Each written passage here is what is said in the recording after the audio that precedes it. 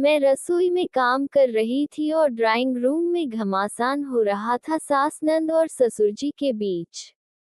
घर बड़ा था, हर बात साफ साफ सुनाई नहीं दे रही थी।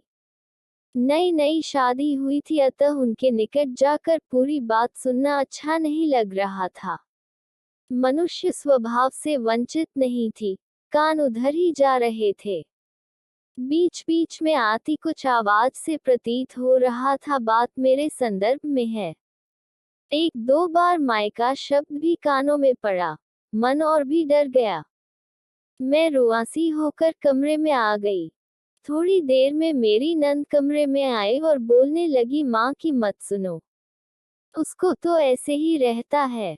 आजकल सब कोई सलवार कुर्ता पहनता है, तुम भी पहनो। तुम्हारे पास नहीं है तो बताओ, मैं अभी लेकर आती हूँ। पीछे से ही सासुमाँ आ गई। अपने घर का रिवाज अपने यहाँ चलाना, मेरे घर में मेरा ही चलेगा। ससुर जी ड्राइंग रूम से ही जोर जोर से बोल रहे थे, आपको क्या है?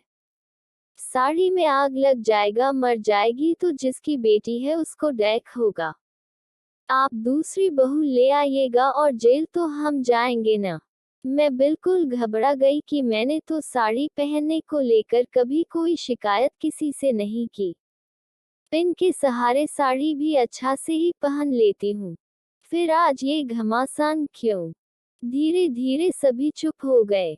घर का माहौल शांत हुआ तो मेरे जान में जान आई, पर कमरे से बाहर निकलने की हिम्मत नहीं हो रही थी। लग रहा था सासू माँ सोचेंगी ये सब मेरी ही करतूत है। मैं कमरे में ही मैगजीन लेकर बैठ गई। थोड़ी देर में फिर माँ बेटी की आवाज कानों में आई। इस बार आवाज धीमी थी। अम्मा जी बोल रही थी, ये सच है कि मुझे पता था कि ये मायका में साड़ी क्या सलवार कुर्ता भी नहीं पहनती थी, हमेशा फ्रॉक्स कट ही पहनती थी। इसके लिए तो साड़ी क्या और सलवार कुर्ता क्या, सब कष्टदायक ही है।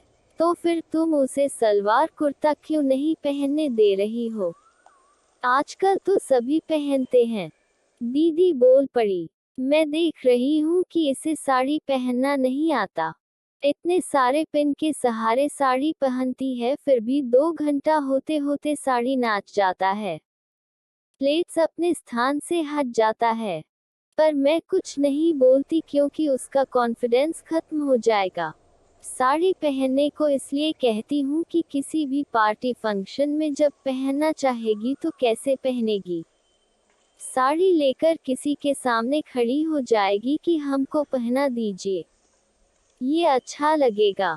पढ़ लिख कर नौकरी कर रही है, नौकरी से कॉन्फिडेंस आया तो पहनावे में भी कॉन्फिडेंस बना रहेगा, तभी ना हर पार्टी फंक्शन को सही तरह से एंजॉय करेगी। यदि हम साड़ी पहनने की बंदिश हटा देंगे तो उसे अच्छी तरह साड़ी पहनना कभी नहीं आएगा। नौकरी पर जब जाना शुरू करेगी तो फिर जो पहनना होगा पहनेगी। तुम लोग को न लगता है कि हम बेटी और बहू में अंतर करते हैं, पर ऐसा नहीं है। हम दोनों को एक नज़र से देखते हैं, केवल समझाने का तरीका अलग अलग है। अम्मा जी की बातें सुन दीदी भी चुप हो गई और मेरे आंखों से प्यार की बरसात होने लगी।